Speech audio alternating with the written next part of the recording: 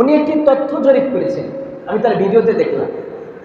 উনি সেই তথ্যতে বলছেন যে ভোরের আলো একটি পত্রিকা আছে, এই পত্রিকাতে কোনো একদিন হিসেব দিয়েছিল তারা, বাংলাদেশে যেই পরিমাণ ধনাঢ্য ব্যক্তিরা আছে, বুঝেন, বাংলাদেশের যে পরিমাণ ধনাঢ্য ব্যক্তিরা আছেন মোটামুটি যাদের উপর জাকাত, তাও প্রায় শব্দ তো হিসাব করতে পারেনি, ওনারা একটা অনুমান করে গণশুমারি করে মোটামুটি ধনাঢ্য ব্যক্তিদের তালিকা করে সেটা একটি জরিপ করেছে যে যেই ধনাঢ্য ব্যক্তি যাদের উপর জাকাত খরচ, এদের সংখ্যা হিসাব করলে জাকাত সরকার যদি উসুল করতো তাহলে আসতো প্রায় 30,000 কোটি টাকা। কত টাকা?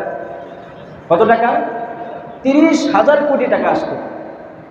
এবং কিছুদিন আগে আমাদের বাংলাদেশের একজন ভূমিমন্ত্রী হিসেব দিয়েছিলেন, উনি বলেছিলেন আমাদের বাংলাদেশে গরিব দুস্থ যাদের ভূমিহীন এদের জরিপ করে দেখা গেছে প্রায় 17 লক্ষ মানুষ ভূমিহীন। কত লক্ষ? জোরে বলেন, কত লক্ষ?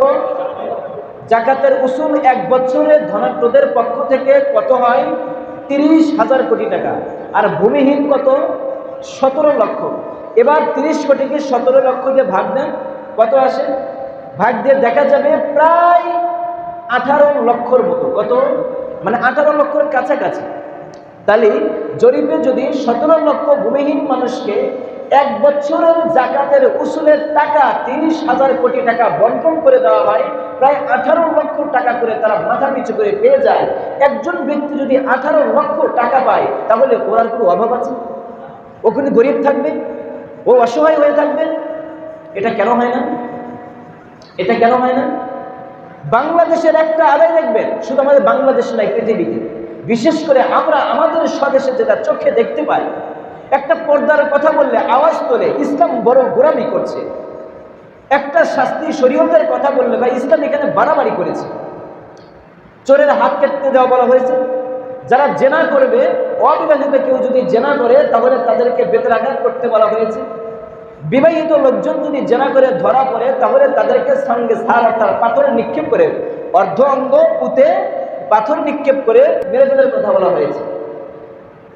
এই কথাগুলো যখন বলা হয় তখন বলে যে ইসলাম কত নিষ্ঠুর, কি কাজগুলো করেছে, কি কাজগুলো করেছে, এগুলো কোন ইসলামের হুকুম হলো?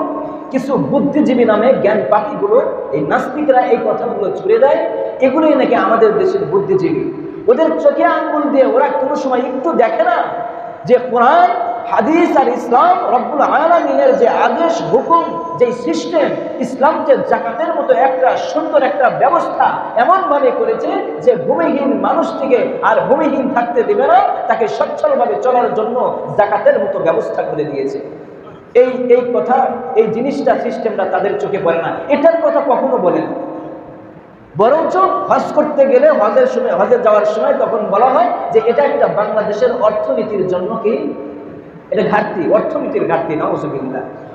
তবে যদি এই মোট কথা এই জাকাত যদি ঠিক মতো যদি আদায় হতো, উসুল করা হতো, দেশটা যদি ইসলামী রাষ্ট্র হতো, খেলাফত কায়েম হতো, অথবা না হলো সরকারের পক্ষ থেকে যদি সুন্দরভাবে এইভাবে জাকাত আদায় করা হতো, আর এটা যদি গরিবদের মাঝে ঠিকভাবে ন্যায় ইনসাফের সাথে বন্টন করা হতো, তাহলে বাংলাদেশে এক বছরেই তো আপনার সেই 17 লক্ষ ভূমিওয়ালা হয়ে যাবে, সুন্দর বাড়ি করে জীবনযাপন করতে পারবে।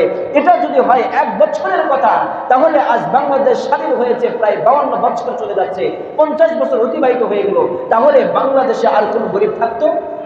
গরিব থাকতো? বিশেষ করে আমাদের বাংলাদেশে বড় বড় প্রজেক্ট দেখেন, বিশাল বিশাল যে বাজেটগুলো, পদ্মা সেতুর মতো বাজেট, বঙ্গবন্ধু সেতুর মতো বড় বাজেট, আরো কত বাজেট, এই বাজেটগুলো বিশেষ করে পদ্মা সেতু বিশাল ভাইরাল। আপনারা জানেন কি কষ্টটাই না হয়েছে এই পদ্মা সেতু নির্মাণ করতে, কত ঋণ নিতে হয়েছে, বাংলাদেশের টাকা কিভাবে আমাদের প্রধানমন্ত্রী সোনার ছেলেদের বলছেন, বাবারা তোমরা স্কুলে যাবা, টিফিনের জন্য তোমরা খাওয়ার জন্য যদি 10 টাকা আনো, 5 টাকা খেও আর 5 টাকা পদ্মা সেতুর জন্য রেখে দিও। কিন্তু আমার কথা হলো, আবেদন হলো, যদি এইভাবে সিস্টেম যদি আমরা প্রত্যেকে জাকাত যদি আমি পঙ্খান্ন হিসাব করে যদি আদায় করে দিই, আমার আশেপাশে কোনো গরিব থাকবে না, কোনো অসহায় থাকবে না, কেউ একবেলা না খেয়ে থাকবে না, বাজারে গিয়ে ফেল করে ওই গোশতের দিকে তাকিয়ে থাকবে না, আর আক্ষেপের নিঃশ্বাস আসমানের দিকে এই গরম নিঃশ্বাস আসবে না, আল্লাহ আমার কপালে তো গোশত জোটে না, আমার কপালে তো মাছ জোটে না, এই আক্ষেপ আর আসবে না। আমি আপনিও জুলুমের তালিকায় যাব না, তারাও মজলুম হবে না, আমিও কামিয়াব, আপনিও কামিয়াব, জান্নাতি দুই দলই, সুবহানাল্লাহ। এই সিস্টেম যদি করা হয়, আমি অনুরোধ করব যারা আছেন টাকাওয়ালা, আপনি মনে করেন না আমার উপর জাকাত হয়েছে কিনা, আপনার সম্পদ কত একবার হুজুরের কাছে আসেন, আপনি হিসাব করে নিয়ে যান। আপনি বড় চাকরিজীবী, একবার হিসাব করে নিয়ে যান। আপনি ব্যবসায়ী, একবার হিসাব করে নিয়ে যান। যে হুজুর আমার এই ব্যবসাটা এরকম চলছে, আমার টাকা এরকম চলছে, আমার তো সম্পদ এরকম, আমার আসে কিনা। আপনারা যদি 1000 টাকাও যদি আপনার জাকাত আসে ওটা বের করে দেন, 200 টাকাও জাকাত আসে বের করে দেন, 5000 টাকাও জাকাত আসে সেটা বের করে দেন। এটা দেওয়ার কারণে এই প্রাপ্ত আপনার না, আপনি গরিবের হক। এখানে সহজ কথায় একটা কথা বোঝেন, আপনি যদি একজন মানুষের সম্পদ পকেট থেকে তার রোজগার কামাই করা জিনিস যদি আপনি ছিনে নেন, এটা যেরকম হারাম, এটা যেরকম অন্যায়, এটা যেরকম বেইনসাফি, এটা যেরকম জুলুম, ঠিক তেমনি ভাবে কিতাবের ভিতরে লিখেছে একজন মানুষের সম্পদের জাকাত আসলো আর সে জাকাত আদায় করলো না, তাহলে ওই ব্যক্তি ওই অপরাধীর মতো ওরকমই অপরাধ হবে যে তার গচ্ছিত কামাই, ঘামে চড়া কামাই সম্পদকে এই ছিনিয়ে নিয়ে যে অপরাধ করেছে, এই জাকাত না দিয়েও সে একই অপরাধে অপরাধী